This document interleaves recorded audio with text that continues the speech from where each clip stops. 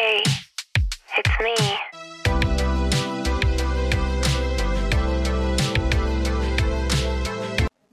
Assalamualaikum warahmatullahi wabarakatuh. Ya, welcome back to my channel, Siska Wahyuniti Asratnawlandari. Halo, apa kabar teman-teman semuanya? Mohon maaf nih ya, udah lama banget aku gak share soal-soal UP, baik di bidang pedagogi maupun juga profesional. Nah, karena ini ya, pada kesempatan kali ini aku mau share soal ke pedagogi. Jadi ini untuk semua jurusan. Jadi tidak hanya fokus ke bimbingan konseling aja ya teman-teman.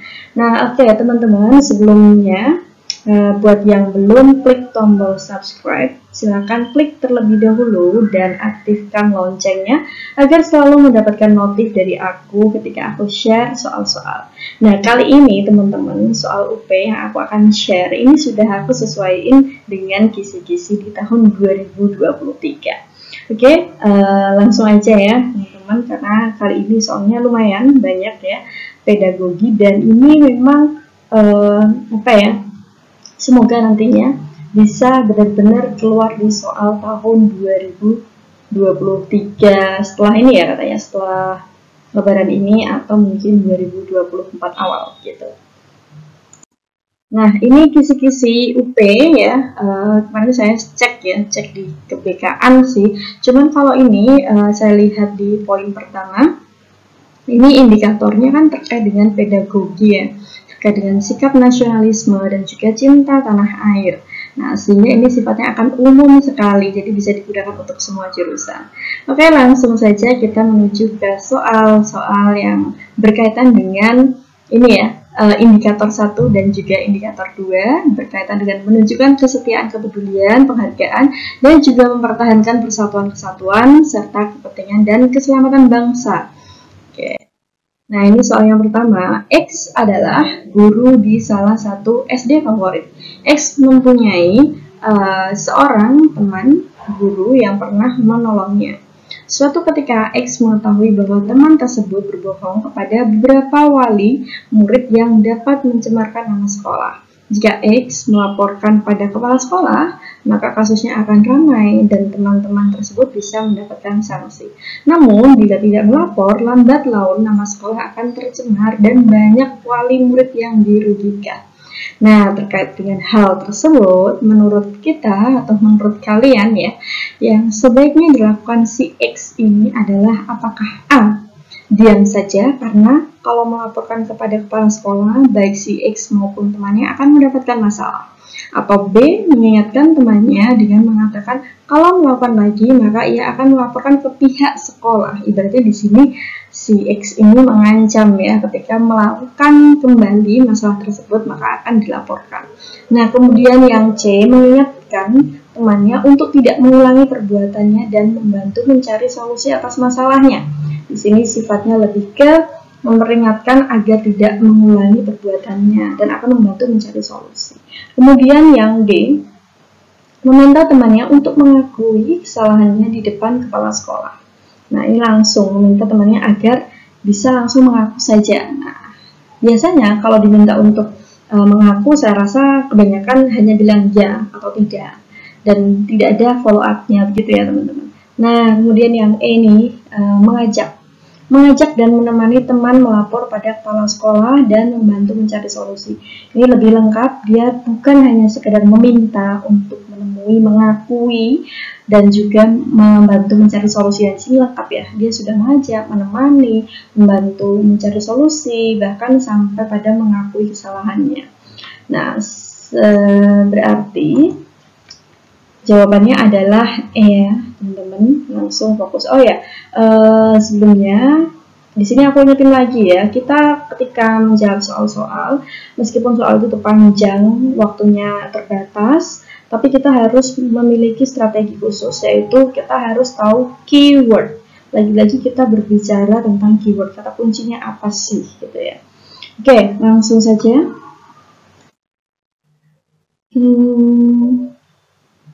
Nah, di sini dalam perjalanan menuju sekolah, pada pemberhentian di perempatan Anda melihat siswa SMA pengendara motor berhenti melewati guru di marka jalan.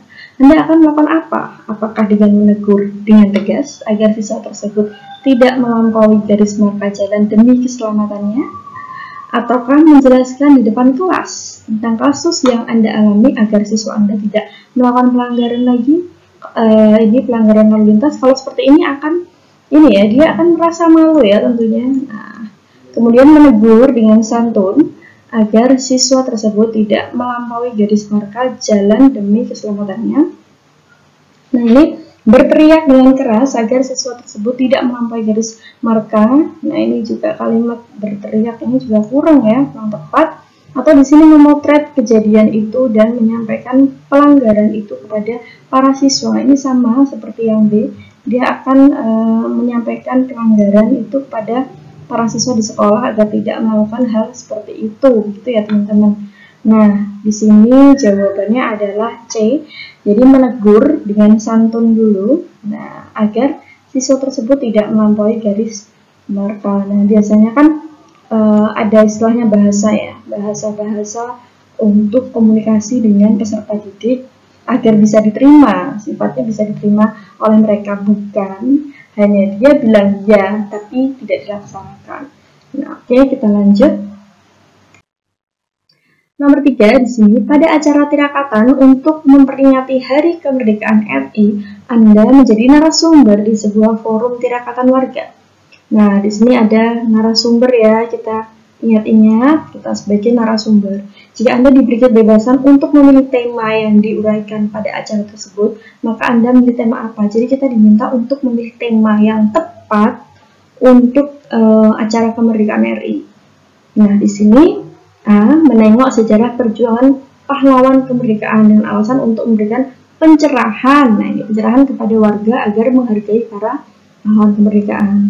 Nah, kemudian untuk yang B, tegakkan hukum menuju Indonesia Jaya dengan alasan persoalan bangsa Indonesia terutama budaya korupsi lebih banyak disebabkan karena lemahnya penegakan hukum atau di sini kesadaran hukum dalam mengisi kemerdekaan. Nah, dengan alasan agar warga memiliki kesadaran untuk menegakkan hukum dalam mengisi kemerdekaan ataukah peran orang tua dalam menaati hukum dengan alasan taat hukum adalah bagian dari mengisi kemerdekaan dan harus dimulai dari keluarga atau warga taat hukum masyarakat damai dengan alasan agar warga selalu taat hukum sehingga kedamaian masyarakat tetap terjaga.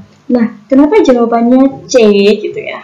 Kita ingat kembali di sini kita harus menyesuaikan saat itu kita berada di mana gitu, sebagai narasumber di mana gitu lebih tepatnya.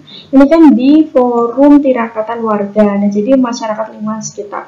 Kalau misalnya kita akan mengisi tentang pencerahan kepada menghargai para pahlawan kemerdekaan, mungkin akan jauh lebih cocok ini ketika masuk ke dunia pendidikan. Nah, kalau misalnya terkait dengan korupsi juga kita kurang tepat karena kita tidak berada di misalnya instansi-instansi yang memang harus kita berikan istilahnya pembahasan tentang korupsi. Nah, sehingga di sini lebih ke yang C. Karena apa? Di sini tadi tentang tirakatan warga. Sehingga kita harus lebih membuat warga sekitar itu bisa sadar bahwa kita tuh sebenarnya ada kesadaran hukum dalam mengisi kemerdekaan gitu, teman-teman. Oke, kita lanjut saja ya. Soal Rembak, kompleks di mana Anda tinggal setiap musim hujan selalu banjir. Sebagai akibat tidak ada saluran air menuju sungai. Warga sudah beberapa kali mengajukan kepada pemerintah desa atau kelurahan untuk dibuatkan saluran pembuangan air, tetapi tetap saja permohonan itu belum dipenuhi. Akibatnya salah satu warga yang cukup berpengaruh di wilayah itu mengajak dan atau mempengaruhi warga lain untuk tidak membayar. Nah, ini ya, kita langsung highlight aja, tidak membayar pajak. Ini atas istilahnya himbauan dari beberapa orang ya, yang memang meminta untuk istilahnya bentuk protesnya dalam hal tidak membayar pajak pada tahun itu. Nah, sebagai guru, nah di sini juga ada kata kunci. Sebagai guru apa yang Anda lakukan? Apakah dengan A. mengingatkan warga agar tetap membayar pajak karena membayar pajak itu kewajiban warga negara, ataukah tetap membayar pajak meskipun beberapa warga negara terpengaruh terhadap himbauan tidak membayar pajak, ataukah C. mengingatkan salah satu warga tersebut agar tidak mempengaruhi warga lain untuk tidak membayar pajak atau mengajak aparat RT untuk memohon kembali kepada aparat desa, kelurahan agar dibuatkan saluran air, ataukah bersama warga lain mencari sponsor untuk membangun saluran air menuju sungai agar tidak terjadi banjir lagi. Nah, di sini jawabannya adalah yang A. Jadi kita karena sebagai guru tadi, ya sudah, kita cukup mengingatkan saja warga agar tetap membayar pajak karena membayar pajak itu memang wajib gitu ya bagi warga negara Indonesia gitu. Oke, kita lanjut. Nomor 5, ketika Anda tahu ada siswa berbeda agama, nah, tidak dapat mengikuti pelajaran tambahan yang dianggap sangat penting karena menyiapkan kegiatan ritual. Nah, ini ada kegiatan ritual nih keagamaannya gitu kan. Maka yang sebaiknya Anda lakukan, apakah dengan tetap meminta siswa tersebut mengikuti pelajaran tambahan, ataukah memberi nasihat kepada siswa tersebut untuk mengganti jadwal ritual? Nggak bisa ya, kita menyuruh untuk jadwal ritualnya diganti. Kemudian di sini kita tetap meminta siswa itu mengikuti pelajaran. Ingat ya, kita di sini bicara soal toleransi. Jadi adanya perbedaan, tapi kita juga harus memberikan toleransi.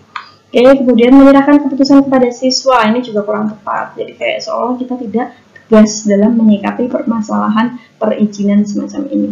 Kemudian memberi nasihat bahwa pelajaran tambahan itu penting, ya memang penting gitu kan, dan menyerahkan keputusannya kepada siswa tersebut apakah akan mengikuti atau tidak. Ini juga sama saja, kita tidak tegas sebagai seorang guru.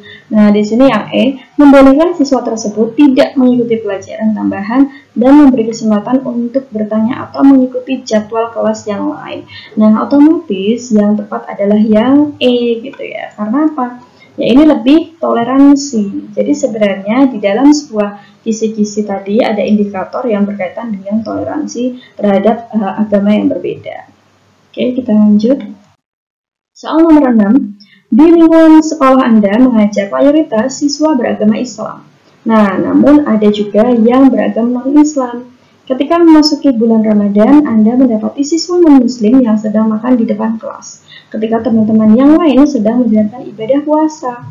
Nah, sebagai seorang guru, apa yang Anda lakukan untuk menyikapi hal tersebut?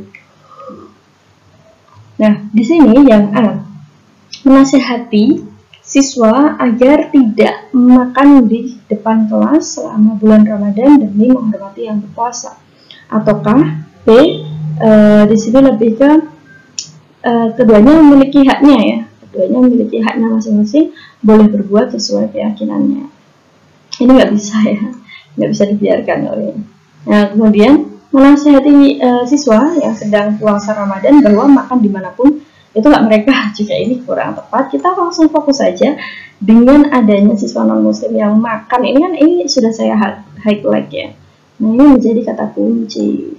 Kemudian yang B, meminta siswa tersebut untuk makan di tempat yang sepi agar tidak kelihatan teman-temannya yang sedang berpuasa. Kemudian yang E, tidak peduli dengan tindakan yang dilakukan. Nah, sehingga ini juga yang enggak ya, nggak bisa kita nggak peduli terhadap kejadian dalam kasus ini. Jadi jawabannya adalah yang A, menasihati siswa agar tidak makan di depan kelas.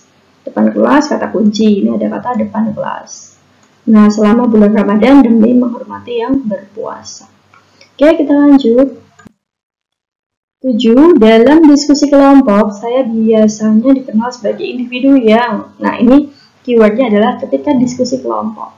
Kita tuh sebagai individu yang bagaimana? Apakah sulit menerima pendapat orang lain yang kurang logis atau mengikuti semua pendapat orang lain agar tidak terjadi konflik hanya dengan apa ya?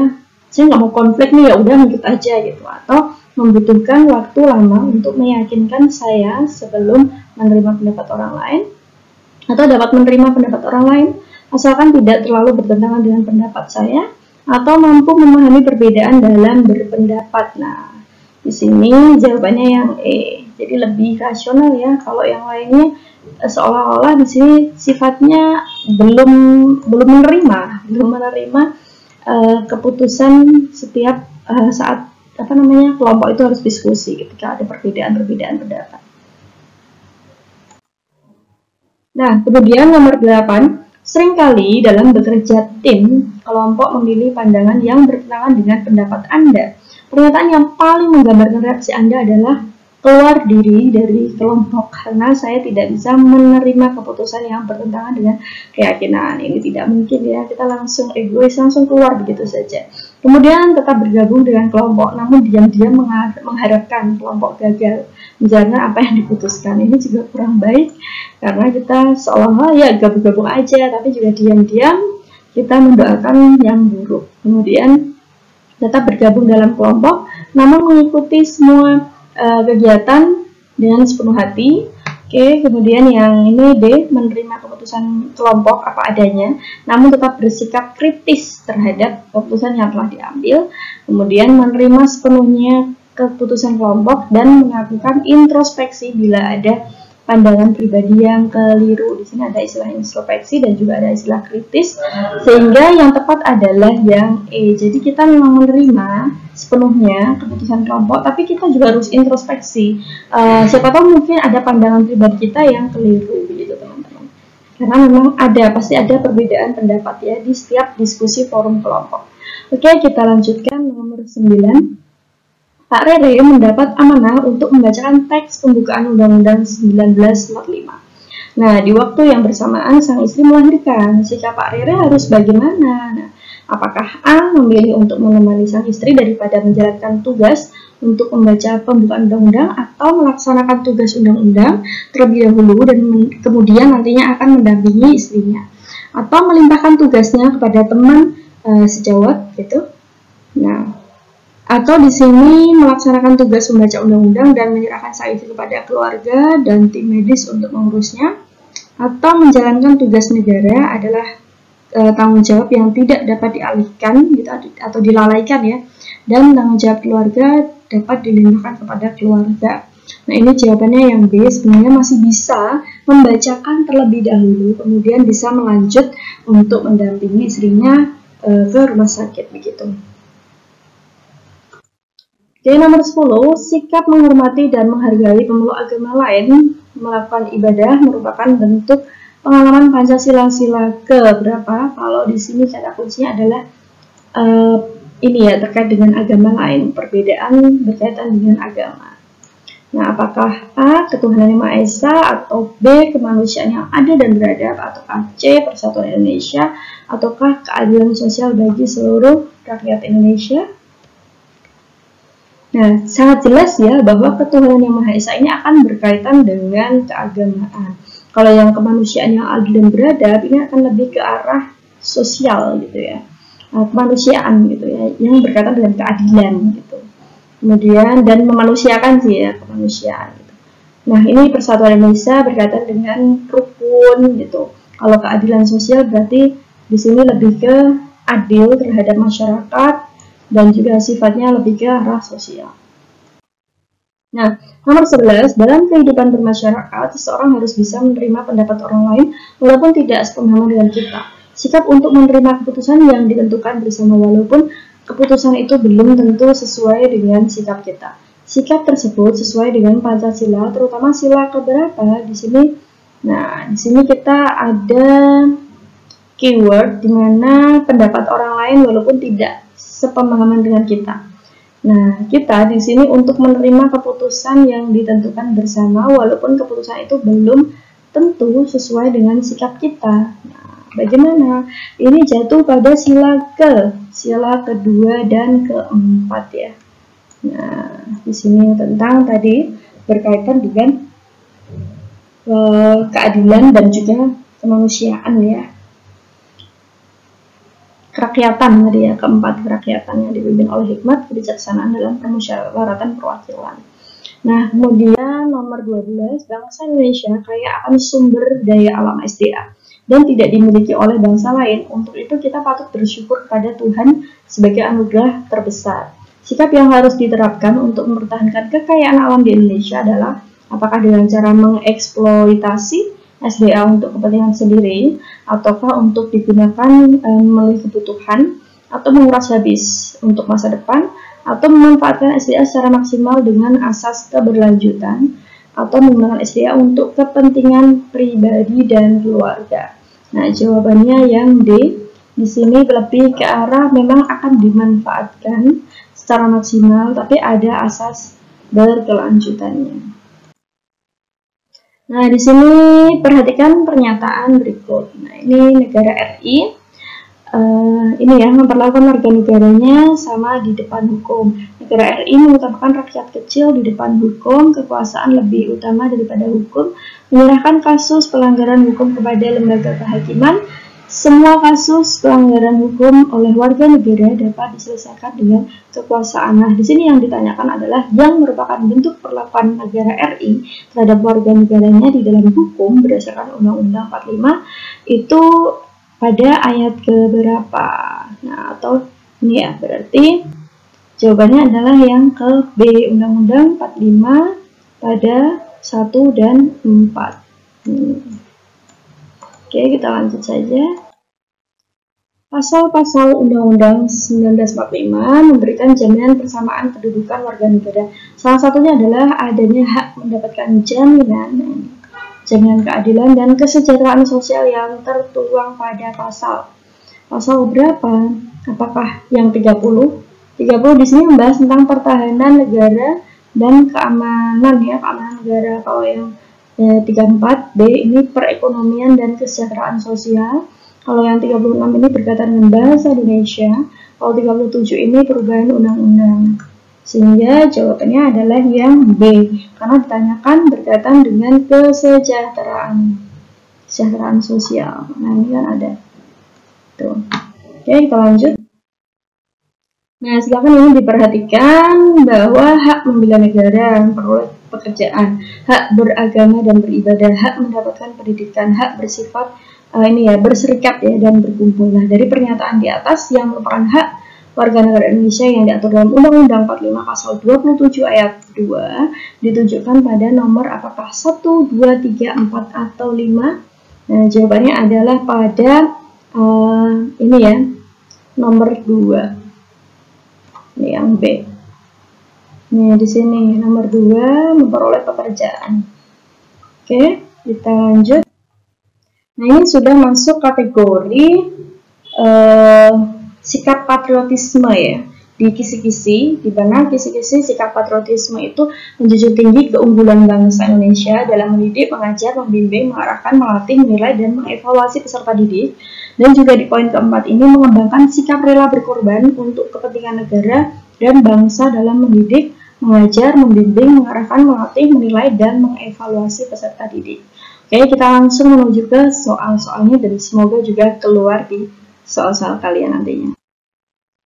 Nah, guru profesional yang cinta terhadap tanah air Indonesia dapat ditunjukkan melalui kesetiaan, kepedulian, dan penghargaan yang tinggi terhadap bahasa, lingkungan fisik, sosial, budaya, ekonomi, dan politik bangsanya dalam mendidik, mengajar, membimbing, mengarahkan, melatih, menilai, dan mengevaluasi peserta didik. Nah, di sini yang dibahas adalah secara konkret sikap cinta tanah air ini dapat diajarkan kepada peserta didik oleh guru melalui kegiatan. Nah, ini secara konkret ya. Nah, apakah melaksanakan upacara bendera setiap hari atau menjadi supporter sepak bola secara aktif, atau mendukung atlet badminton yang sedang berlaga, atau menggunakan bahasa Indonesia yang baik dan benar, ataukah menilai siswa berdasarkan kesamaan ras dan agama. Nah, jawabannya adalah yang menggunakan bahasa Indonesia dengan baik dan benar ya. Karena di sini secara konkret cinta tanah air kita dalam bentuk kita sebagai seorang guru kepada peserta didik. Oke. Nah, selanjutnya, semua perbedaan yang ada di Nusantara ini disatukan dalam Negara Kesatuan Republik Indonesia. Langkah tepat yang dapat dilakukan guru dalam menjaga keutuhan bangsa adalah apakah dengan menempatkan kepentingan dan keselamatan bangsa sebagai kepentingan bersama, atau mengembangkan sikap rela berkorban demi kepentingan bangsa dan negara, atau memperjuangkan persamaan hak asasi dan derajat setiap warga negara atau membedakan suku, ras, kepercayaan, dan kedudukan sosial sesuai karakteristiknya dalam menjaga keutuhan bangsa? Nah, jawabannya adalah yang tepat tentang menempatkan kepentingan dan keselamatan bangsa sebagai kepentingan bersama. Jadi memang NKRI ini ya semua perbedaannya yang ada gitu. Kita untuk menjaga keutuhannya ya, karena kita misalnya di sini yang tepat dilakukan oleh seorang guru, tentunya dengan kepentingan dan keselamatan bangsa sebagai kepentingan bersama. Ini yang A. Nah, selanjutnya perhatikan pernyataan berikut. Yang pertama, menegakkan keadilan untuk semua peserta didik berprestasi. Kemudian menunjukkan sikap peduli dan ramah saat pembelajaran. Menjaga kelompok kekompakan dan kerukunan antar peserta didik. Kemudian memberikan kesamaan hak kepada seluruh peserta didik, tidak ada yang membeda-bedakan. Kemudian menunjukkan rasa bangga menjadi warga Indonesia. Nah, di sini yang adalah sikap patriotisme yang harus dimiliki oleh seorang guru. Contohnya itu seperti apa? Kalau kita sebagai seorang guru yang bersikap sebagai seorang patriotisme. Nah, di sini jawaban yang tepat adalah yang E, yaitu menunjukkan rasa bangga menjadi warga Indonesia, warga negara Indonesia. Oke, kita lanjut. Bu Ika merupakan guru honorer PAI di SD. Di tengah keterbatasan gajinya, Bu Ika tetap mencukupi segala sarana pembelajaran tanpa mengeluh. Nah, kemudian di sini ada kalimat tanpa mengeluh ya. Kemudian ketika Bu Ika diberikan kesempatan untuk mengikuti program PTG ya, dan harus menggunakan laptop, maka Bu Ika mengusahakan untuk membeli laptop tersebut dari tabungan pribadinya demi menjadi guru yang profesional. Deskripsi di atas menunjukkan bahwa Bu Ika mencerminkan sikap yang seperti apa. Apakah menghargai perbedaan? Saya lihat dalam kalimat ini tidak ada perbedaan. Ataukah rela berkorban, berjuang, ataukah peduli, tanggung jawab, dan jujur?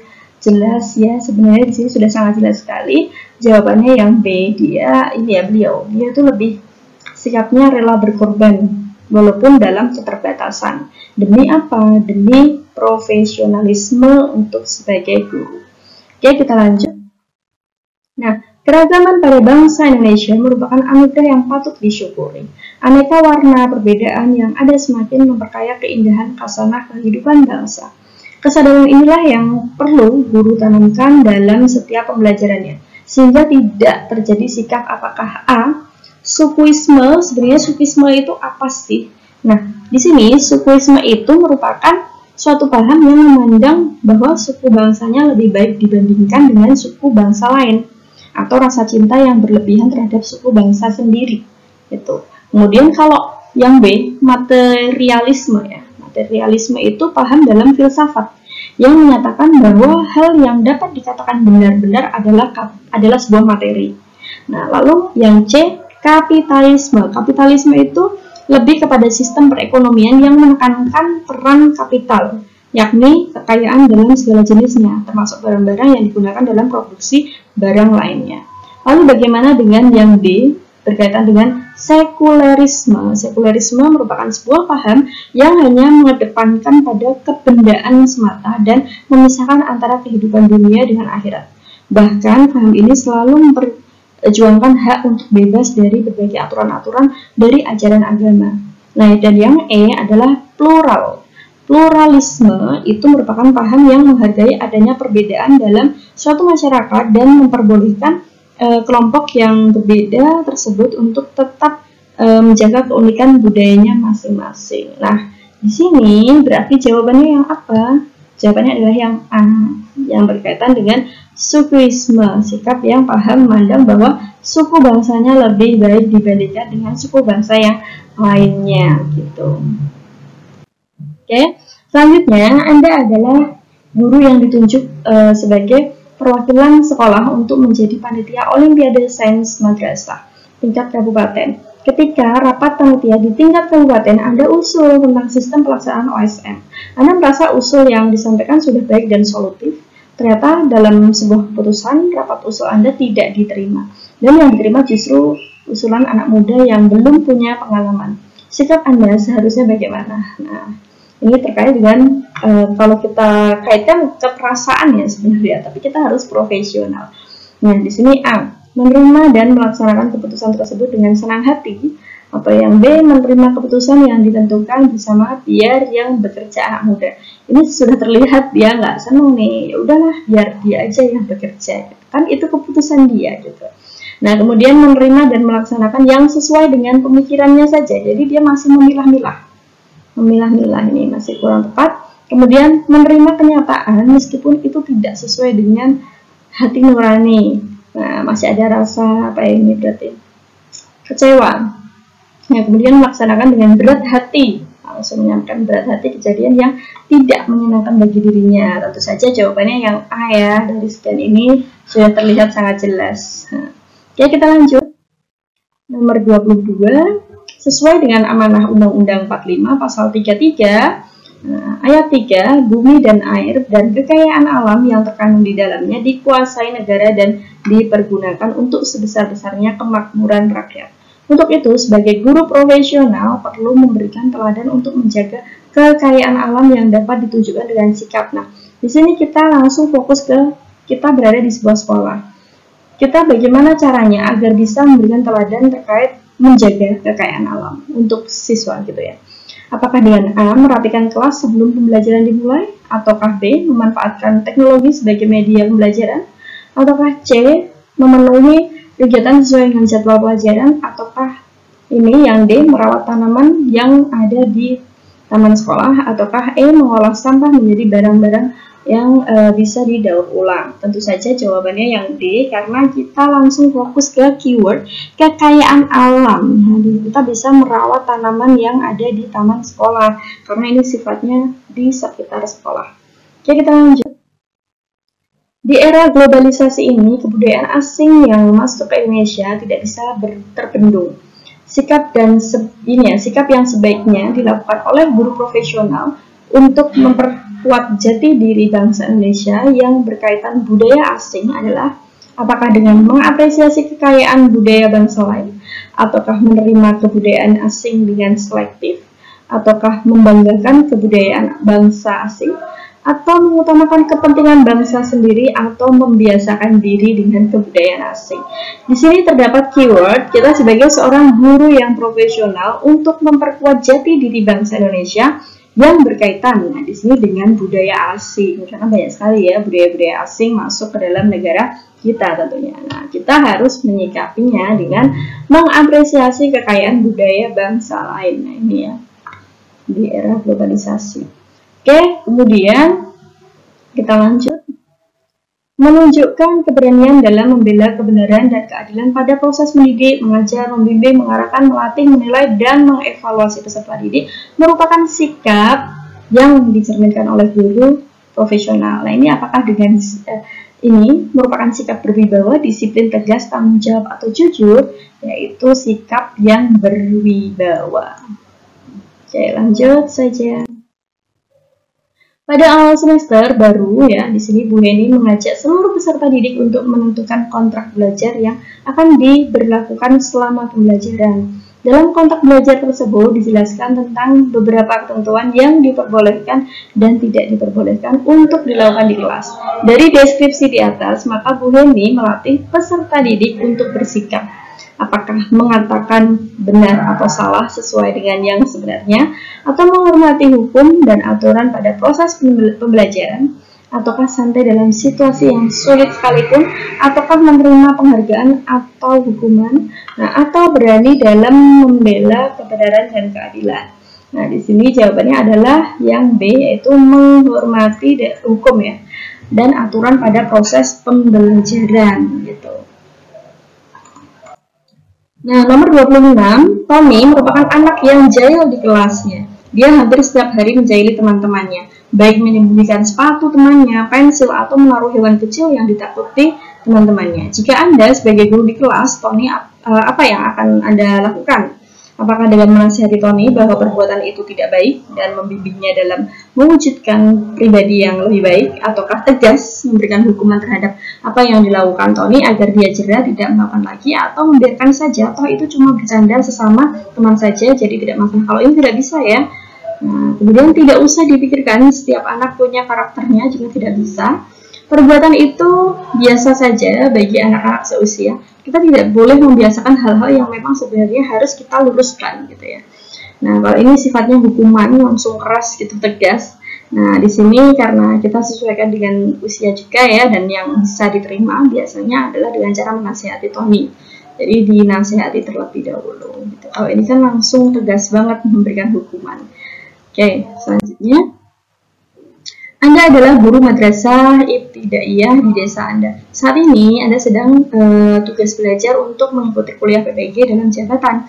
Di sisi lain, Anda tidak bebas tugas dari guru sebagai wali kelas dan jabatan sebagai bendahara bantuan operasional sekolah. Nah, tugas kuliah PPG, rapotan wali kelas, dan laporan bos silih berganti.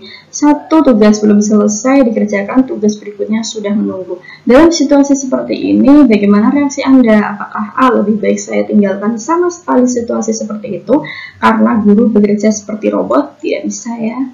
Kita ada tanggung jawab. Kemudian, saya ingin mengerjakan seluruh tugas meskipun biasanya justru menjadi berantakan, juga tidak bisa ya. Kita harus kerjakan dan tidak berantakan gitu. Saya bekerja satu persatu itu lebih baik daripada tugas tidak tertangani sama sekali, benar salah urusan nanti. Ini ada kalimat benar salah urusan nanti juga sebenarnya agak kurang sih gitu. Kemudian hal yang terpenting adalah semua tugas terselesaikan tuntas atau tidaknya tergantung pada situasi. Ini juga kurang tepat ya. Nah, kalau ini saya bekerja dengan senang hati, cepat, dan semua tugas terselesaikan sepenuhnya dengan tuntas sesuai dengan waktu yang telah direncanakan. Otomatis harusnya jawabannya yang E ya. Oke. Kita lanjutkan. Nah, seorang peserta didik sering melakukan pelanggaran tata tertib sekolah. Setiap hari terlambat sekolah. Bahkan pihak bimbingan konseling dan kesiswaan sudah bosan memberi peringatan. Saat ini peserta didik tersebut mulai datang pagi dan menaati tata tertib sekolah. Sebagai guru kelasnya, bagaimana pandangan Anda terhadap peserta didik tersebut? Apakah peserta didik tersebut sulit untuk mengubah sekalipun dengan bimbingan? Perubahan itu hanya kamuflase saja, ataukah mengapresiasi, membimbing, dan mendukung untuk menjadi peserta didik yang disiplin? Ataukah tidak percaya dengan perubahan? Ini sampai tidak percaya juga kurang tepat. Kemudian tidak peduli. Nah, ini tidak boleh ya, tidak peduli. Kita harus peduli dengan peserta didik apapun kondisinya. Kemudian itu urusan keluarganya, kehidupan di sekolah lebih sedikit daripada di lingkungan keluarga. Ya memang itu urusan keluarga, tapi sekolah juga akan ikut andil dalam mendidik gitu ya. Nah, sehingga di sini jawaban yang tepat adalah yang B. Jadi karena dia sudah datang nih, awalnya dia telat terus, ya kita harus tetap mengapresiasi, membimbing, dan mendukung untuk menjadi peserta didik yang disiplin. Bukan kita di sini semacam menganggap bahwa itu hanya kamuflase saja. Ini juga kurang tepat. Oke, kita lanjut. Nah, di sini panjang ya sebenarnya untuk soalnya gitu. Di sini kita langsung coba cek di sini ya. Nah, ini kita cek pertanyaannya. Sikap yang ditunjukkan ibu muslimah dalam mengajar anak Down syndrome bersama dengan anak normal adalah. Nah, di sini filmnya Laskar Pelangi. Merupakan film yang diangkat dari kisah nyata ya, 10 anak miskin yang sekolah di SD Muhammadiyah Desa Gantung, Kecamatan Gantung, Belitung Timur. Nah, SD Muhammadiyah tersebut mempunyai guru bernama Ibu Muslimah. Dari 10 anak sekolah tersebut terdapat seorang anak yang Down syndrome bernama Harun. Saat pertama kali Harun datang, Ibu Muslimah mewanti-wanti anak-anak lainnya agar jangan mengolok-olok. Nah, kemudian menerima kehadiran Harun dengan tulus. Kemudian pada proses pembelajaran, Ibu Muslimah tidak membeda-bedakan ini ya, anak Down syndrome dengan anak yang lainnya. Dalam mendidik anak Down syndrome didasari pada ketulusan, kelembutan, dan penuh dengan kasih sayang, sehingga anak Down syndrome merasa dirangkul, percaya dirinya akan muncul, dan merasa dihargai. Sehingga di sini yang tepat adalah sikap penuh panggilan jiwa. Nah, ini ya. Jadi benar-benar tulus gitu, panggilan jiwa sebagai seorang guru yang akan mendidik anak-anak meskipun ada plus minusnya ya. Ini kan masalah Down syndrome tadi. Oke, kita lanjutkan. Ini berbeda dengan proses pembelajaran sebelum pandemi. Nah, ini kita langsung cek dulu yang ditanyakan apa. Sikap. Nah, ini sikap yang ditunjukkan Ibu Rani terkait respon terhadap pembelajaran daring dalam sikap. ini berbeda dengan proses pembelajaran sebelum masa pandemi COVID. Pembelajaran yang dulu dilakukan secara luring di ruang kelas, sekarang menjadi daring. Nah, menuntut guru untuk segera adaptif terhadap proses pembelajaran. Setiap pukul 7 pagi hari, Ibu Rani sudah berdandan rapi dan duduk di kursi ruang tengah rumahnya. Ia membuka gawainya, jarinya menuju logo aplikasi Google Classroom. Dibukanya aplikasi tersebut satu persatu nama peserta didik yang bergabung di kelasnya. Nah, kemudian dicek nih peserta didik yang belum mengumpulkan tugas, ditandainya. Kemudian sembari ia menyusun rencana penugasan berikutnya. Di sela-sela waktu itu, ia mengoreksi tugas yang masuk database satu demi satu. Begitu kegiatan mengajar Ibu Rani selama pandemi. Proses pembelajaran beralih ke daring. Nah, itu termasuk sikap yang bagaimana? Nah, ini jawabannya yang C, yaitu sikap kesiapsiagaan untuk atas kebutuhan dalam proses pembelajaran. Nah, ini masuk ke sikap menghargai. Ini indikator tentang sikap menghargai perbedaan. Menciptakan persamaan derajat, hak, kewajiban asasi manusia ya, tanpa membeda-bedakan suku, keturunan, agama, kepercayaan, jenis kelamin, semuanya tidak ada perbedaan. Ya, jadi kita berusaha untuk menyamakan. Gitu. Oke, nomor 31, suatu ketika Anda menjadi tuan rumah dalam acara rutin pertemuan warga RT. Semua warga RT diundang untuk acara pertemuan rutin setiap bulan. Tamu pertama datang ke rumah Anda adalah seorang warga paling miskin di RT. Nah, apa yang akan Anda lakukan? Apakah menyalami tamu pertama dan menggandengnya dengan penuh respek untuk duduk di kursi yang telah disediakan? Atau memberikan tamu pertama untuk mencari tempat duduk sendiri karena tamu lain juga Anda perlakukan seperti itu? Atau meminta tamu pertama duduk di deretan paling depan, menghargai tamu yang paling datang awal? Atau sembari menunggu tamu lain, Anda menemani tamu sambil ngobrol-ngobrol yang ringan? Atau mengajak tamu tersebut ke belakang dan menawarnya untuk makan, setelah itu meminta bantuan untuk menyiapkan makanan, minuman. Ini kurang langsung kurang tepat. Nah, jadi jawabannya adalah ini yang A, menyalami, dan silakan ini langsung, artinya karena tadi tidak ada perbedaan dan semuanya disamakan derajatnya, ya sudah, yang kita sediakan kursi semuanya itu kita samakan, tidak ada yang kursi VIP atau khusus untuk warga-warga yang misalnya mungkin kaya, tidak ada. Oke, kita lanjut. Nah, saat terjadi tindakan asusila di sekolah antara guru dan siswa, apa yang perlu Anda lakukan? Apakah membahas bersama pihak internal sekolah dan segera menemukan solusi, ataukah mendiskusikan peristiwa tersebut dengan melibatkan pihak-pihak yang berkepentingan, atau memanggil guru dan siswa yang bertindak asusila disertai pemberian nasihat, atau memberitahukan kejadian tersebut kepada pihak-pihak yang berkepentingan agar mendapatkan bantuan, ataukah membiarkan peristiwa tersebut menghilang secara alamiah agar tidak melakukan sekolah itu langsung jelas ini nggak boleh. Jadi tetap diproses, yaitu dengan membahas bersama pihak internal terlebih dahulu ya, internal di sini ya internal sekolah gitu, untuk mencari sebuah solusi, tidak melibatkan ke hal-hal yang orang-orang luar gitu, tidak bisa.